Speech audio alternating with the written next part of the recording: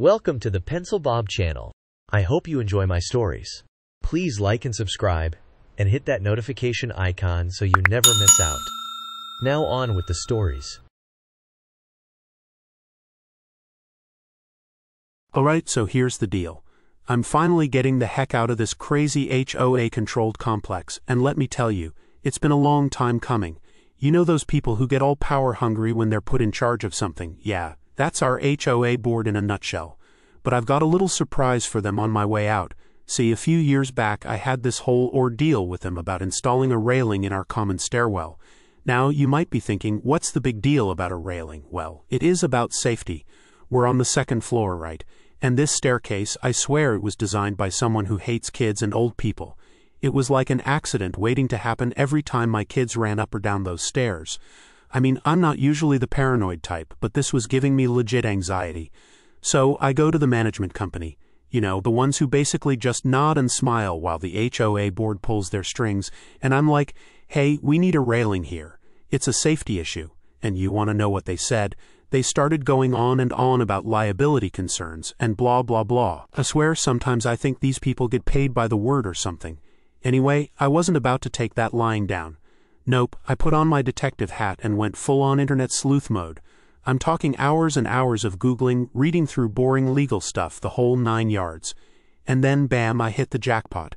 Ever heard of the Fair Housing Act? Yeah, me neither until then. But let me tell you, it became my new best friend. So I march back into that office armed with my newfound knowledge, and I start quoting this act like I'm some hotshot lawyer. I'm all, according to Section 804 F3B, reasonable modifications are allowed if they're necessary for equal access by individuals with disabilities. And get this. Apparently, wanting basic safety features counts as a disability. Who knew? You should have seen their faces. It was like I'd just told them I was secretly the president or something. They knew they were beat. I could practically see the dollar signs flashing in their eyes as they imagined the potential lawsuit.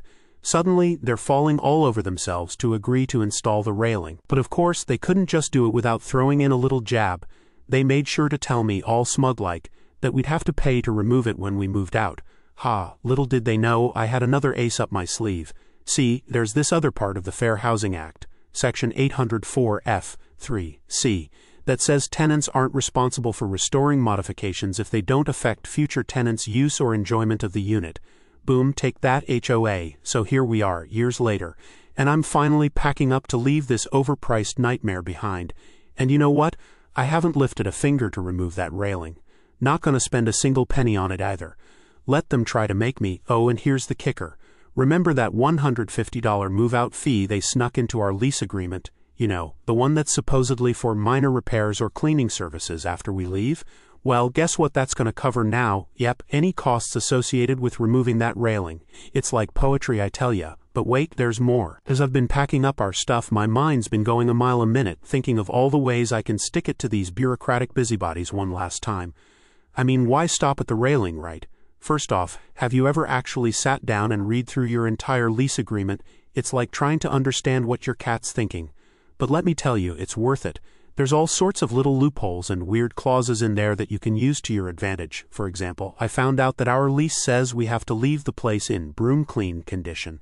Now, most people would assume that means, you know, actually clean. But technically, all it means is that I have to sweep the floors.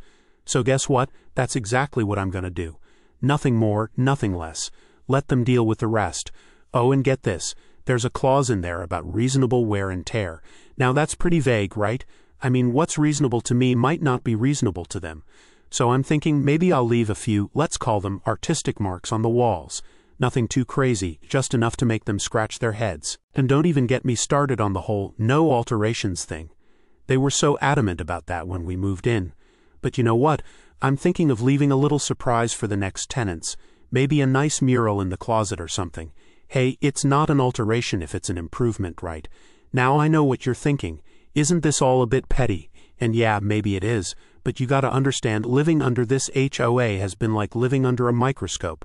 Every little thing we do gets scrutinized. Want to plant a flower? Gotta get approval. Want to change your curtains? Better make sure they're the right color. It's enough to drive anyone crazy. So yeah, maybe I am being a bit petty. But you know what? It feels good. It feels like I'm finally taking back a little bit of control. And let's be real, they've had this coming for a long time. Plus, it's not like I'm doing anything illegal. I'm just creatively interpreting the rules, kind of like they've been doing to us for years. Turnabout's fair play, right? And here's the thing. I bet I'm not the only one who feels this way. I've seen the looks on my neighbors' faces when the HOA board starts throwing their weight around. We're all just waiting for our chance to break free. So as I pack up the last of our stuff and take one final look around this place, I can't help but smile. Sure, it's been a headache living here, but man, it's going to be sweet to walk out that door for the last time, knowing I've left them with a few headaches of their own. And who knows, maybe the next tenants will appreciate that railing as much as we did. Maybe they'll get a laugh out of the artistic marks on the walls.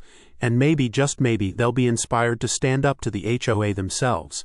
As for me, I'm off to greener pastures, a place where I can plant whatever flowers I want, hang whatever curtains catch my eye, and yes, install whatever safety features I deem necessary. And if I ever find myself dealing with another HOA, well, let's just say I'll be ready for them. So here's to new beginnings, to freedom from ridiculous rules, and to the sweet, sweet taste of petty revenge. May your railings always be sturdy, your walls always be decorated to your liking, and your HOA, well, may you never have to deal with one again. I've noticed that a lot of the sub is a little clueless on ADA and fair housing requirements, particularly those on recognized common interest communities. Screw that place and screw the HOA, let them waste their time and money and have a judge hand them their asses in small claims court. Edit. Corrected statement due to misreading OP's post. I wouldn't be too sure. If you are the owner and selling, they can include it on the resale certificate as money owed that would have to be collected at closing. You might have to sue to get that money back. If you are renting, it could be charged to the owner, who may be able to take it out of your deposit, depending on your lease. Even if you're right, it isn't as easy as refusing to pay. I would contact the Department of Housing and Urban Development to get their opinion.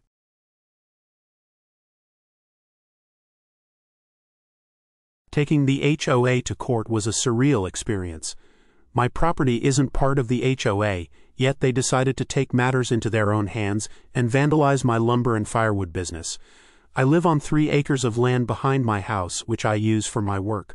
About 4 months ago, the trouble started. They came onto my property, cut the lines on my equipment, and threw salt into my log splitter and band saws. They didn't stop there. They also stole several of my chainsaws, leaving notes saying the HOA bans the use of forestry equipment. The damage they caused was staggering, over $120,000 in equipment alone, not to mention another $50,000 in vehicle and property damage, including my house and fence. We had enough. My sister-in-law, who happens to be a lawyer, took up the case. Today was the day we went to court. It didn't take long, just 15 minutes, but those 15 minutes were enough to show the city man and the court the HOA's layout and explain what had been happening. The best part was that we had solid evidence. We caught the HOA president and his board member on video multiple times, destroying our equipment and property. It was satisfying to see the look on their faces when the evidence was presented. The court ruled in our favor, and we got paid for the damages.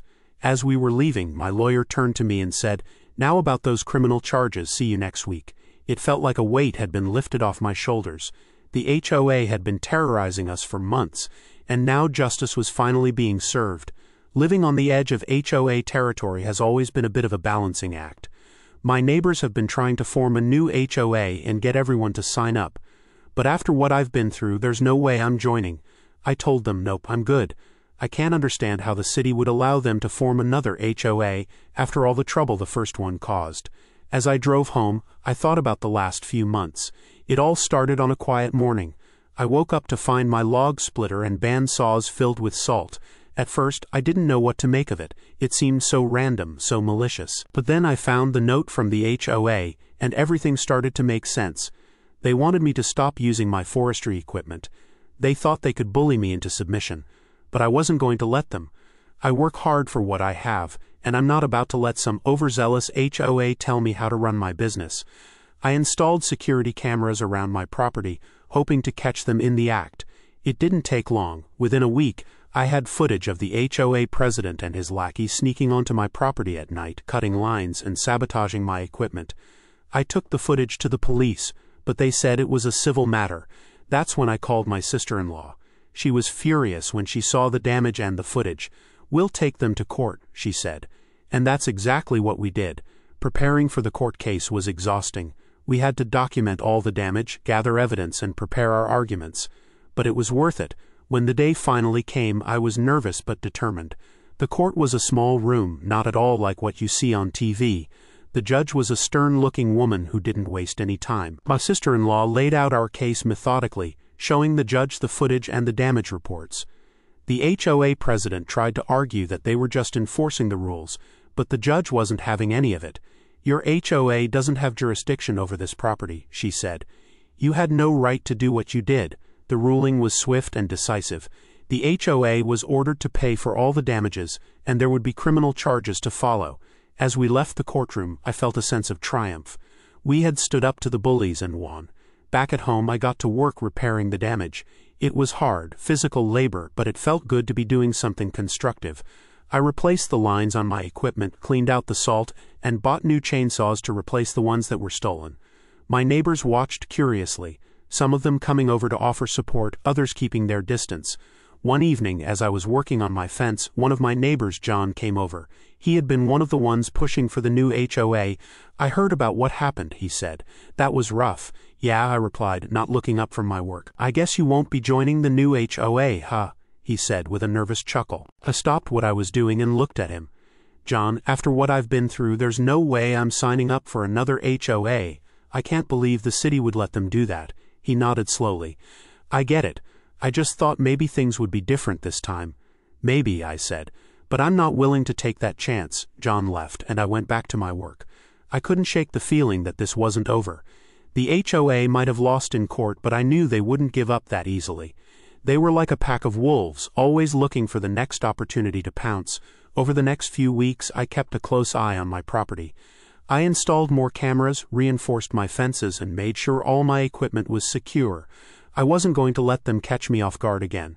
And sure enough, there were a few more attempts at vandalism, but this time I was ready. The cameras caught everything, and I took the footage straight to the police. This time they took it seriously. The HOA president and his board member were arrested and charged with criminal trespass and vandalism. It was another victory, but it felt hollow. I just wanted to be left alone to run my business and live my life.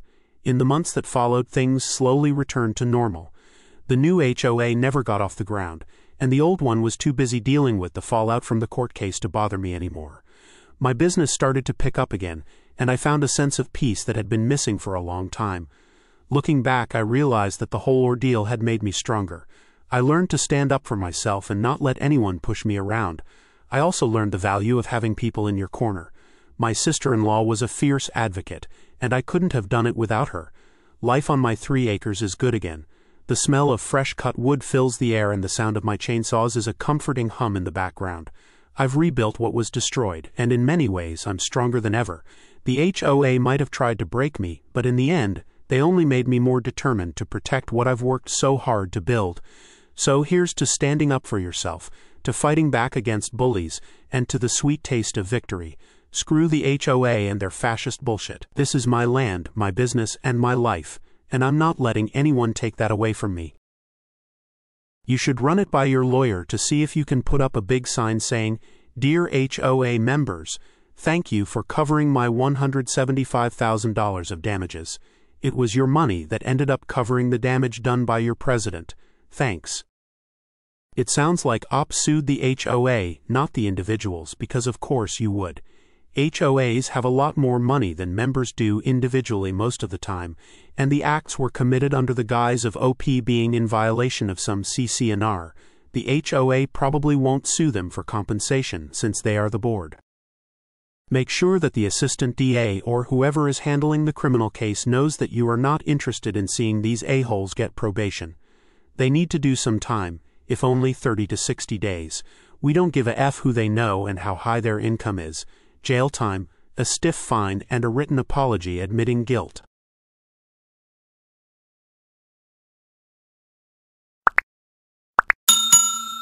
I would like to thank you for watching the video to the end. To encourage us to make more videos, please like, subscribe, comment, as well as share. Check out this other video if you haven't already.